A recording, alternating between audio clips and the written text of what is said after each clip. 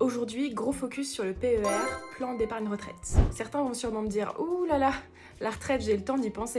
Sauf que le PER, c'est préparer sa retraite, mais c'est pas que ça. Je t'explique.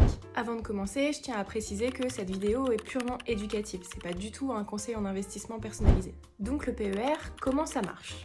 Pour faire extrêmement simple, tu verses de l'argent pendant ta vie active et tu le récupères à ta retraite. L'avantage majeur, c'est que tes versements sont déductibles de ton revenu imposable. Prenons un exemple concret. Tu gagnes 50 000 € par an.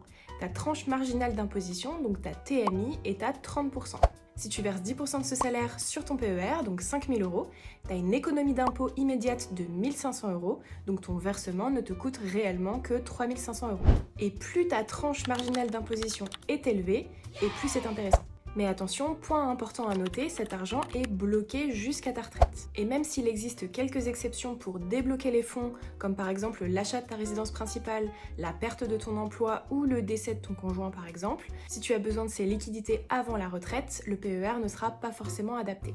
Si le PER est une enveloppe fiscale qui t'intéresse, je vais te donner 3 éléments qu'il faut vraiment avoir en tête pour éviter les pièges. Numéro 1, les frais. Les frais d'entrée, de gestion et de sortie. Il y a un petit peu de tout sur le marché, donc vraiment compare bien les offres. Numéro 2, la fiscalité à la sortie. Tu seras imposé quand tu récupéreras l'argent à la retraite. C'est un report d'imposition, c'est pas un cadeau. Numéro 3, le choix de récupérer ton capital ou plutôt des rentes. Et c'est souvent un choix irréversible à la retraite. Donc pour résumer, le PER est un support d'épargne et d'investissement. C'est aussi un compte bloqué jusqu'à la retraite, donc ça peut permettre aux personnes qui ont du mal à ne pas aller piocher dans leurs économies d'avoir ces fonds qui sont sécurisés.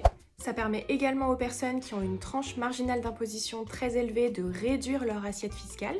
Mais attention, il y a quand même des choses à avoir en tête. Ça n'efface pas l'impôt, ça le décale à la retraite, puisque vous n'êtes pas imposé à l'entrée, mais vous êtes imposé à la sortie. C'est un support qui reste très peu liquide, puisque du coup, vous ne pouvez pas retirer l'argent, sauf cas exceptionnel. Et enfin, même si c'est un support intéressant en 2025-2026, on ne sait absolument pas à quoi ressemblera la fiscalité quand vous prendrez effectivement votre retraite. N'hésite pas à me poser tes questions en commentaire et surtout abonne-toi si tu veux plus de contenu sur l'éducation financière.